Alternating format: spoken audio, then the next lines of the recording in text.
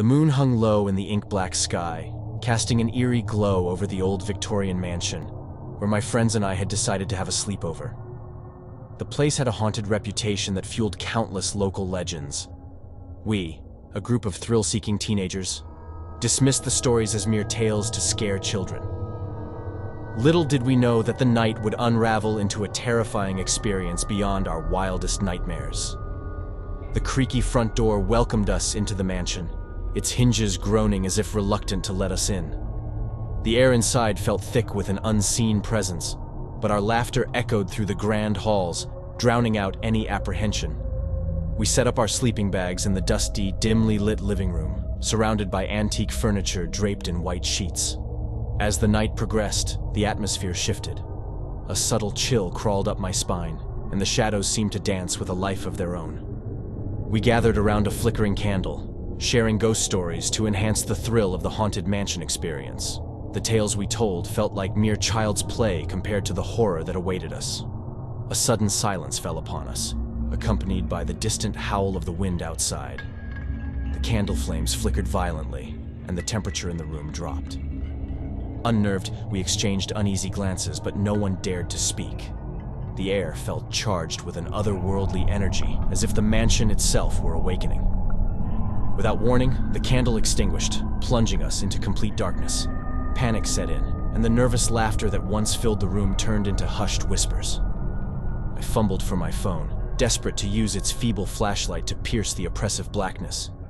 As the dim light cut through the darkness, shadows seemed to dance along the walls, their movements erratic and unnatural. The air grew thick with a stifling tension, and the once familiar surroundings became a maze of uncertainty. A distant, muffled sound echoed through the mansion, like footsteps on ancient floorboards. Unease settled over us like a heavy fog, and the atmosphere became suffocating. The air seemed to hum with a malevolent force, and I couldn't shake the feeling that unseen eyes were watching our every move. A cold breeze whispered through the hallway, carrying with it the faint echoes of distant whispers. In a sudden burst of courage, or perhaps foolishness, we decided to explore the mansion to dispel the mounting fear. The corridors twisted and turned like a labyrinth, and the walls seemed to close in on us. The oppressive silence was shattered by intermittent whispers, and our footsteps echoed eerily through the vacant halls. Then, in the flickering glow of my phone's flashlight, I caught a glimpse of a shadowy figure at the end of the hallway. My heart raced as I called out to my friends, but their voices were drowned out by the chilling laughter that now surrounded us. The figure disappeared, leaving behind an icy dread that clung to the air. As we stumbled back to the living room, the mansion seemed to protest our presence. The walls groaned, the floorboards creaked, and the air vibrated with an otherworldly force. We huddled together, paralyzed by fear, as the sinister presence enveloped us. The night that began as a simple sleepover had transformed into a nightmarish descent into the unknown. The mansion, once thought to be a mere backdrop for ghost stories, revealed itself as a malevolent entity, eager to torment those who dared to trespass into its haunted halls. The echoes of that harrowing night lingered in our nightmares, a constant reminder that some horrors are best left undisturbed.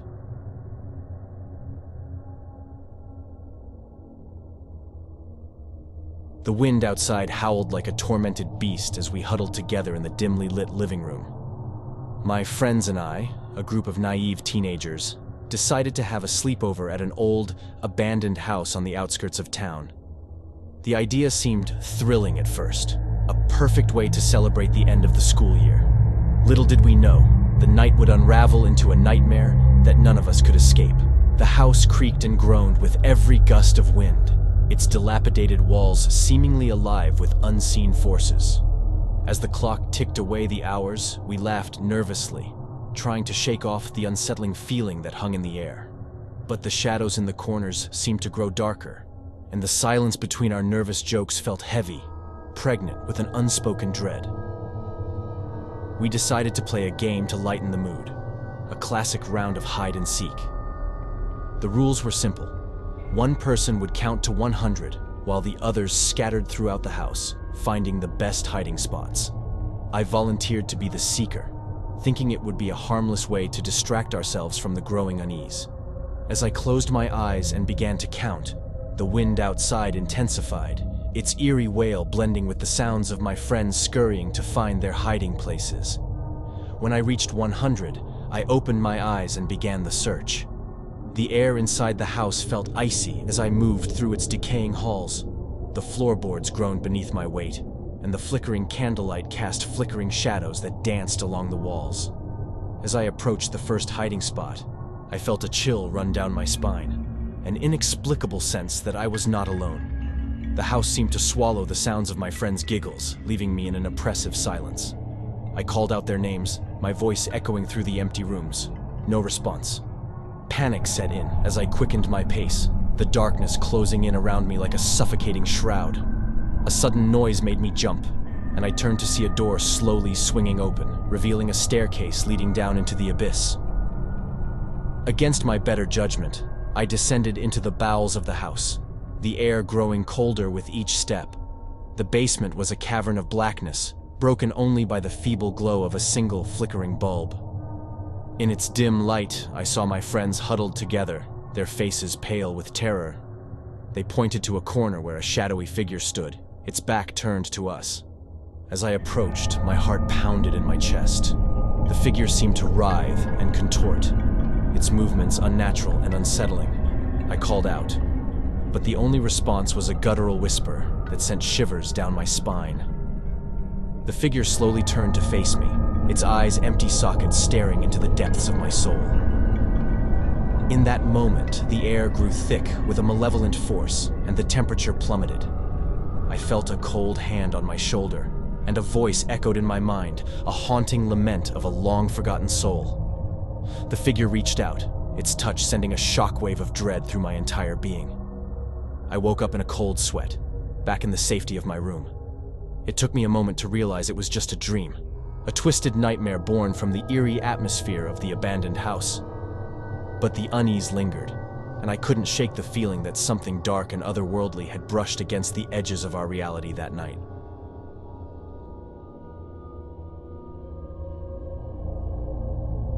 The air was thick with anticipation as Emily and I settled into our sleeping bags in the dimly lit living room. We had decided to have a sleepover at my house, an old Victorian mansion that had been in my family for generations. The creaking floorboards and the eerie silence of the night added to the spooky atmosphere. As the clock struck midnight, we giggled nervously, trying to shake off the growing unease. The flickering candlelight cast dancing shadows on the walls, and the occasional gust of wind rattled the windows. We had heard the stories about the ghostly presence that supposedly haunted the house, but we dismissed them as mere tales to spook curious children. Attempting to lighten the mood, Emily suggested telling ghost stories. We huddled closer, blankets pulled tight, and took turns weaving tales of the supernatural. With each story, the room seemed to grow colder, and the shadows more menacing. As Emily recounted a particularly chilling tale, a strange noise echoed from the hallway. We exchanged nervous glances, and I mustered the courage to investigate. The ancient floorboards groaned beneath my weight as I approached the corridor. The shadows seemed to gather around me, and the temperature dropped sharply. I reached the end of the hallway, and my heart skipped a beat. The door to the old attic, which was supposed to be locked, stood ajar. My breath caught in my throat as I hesitated before pushing it open. The ancient hinges squealed in protest, and a gust of frigid air rushed past me. The attic was dimly lit by the pale glow of the moon filtering through the dusty windows. In the center of the room, an antique rocking chair swayed gently, seemingly on its own accord. I felt a shiver run down my spine as a soft whisper filled the air. It was an unintelligible murmur that sent chills down my spine.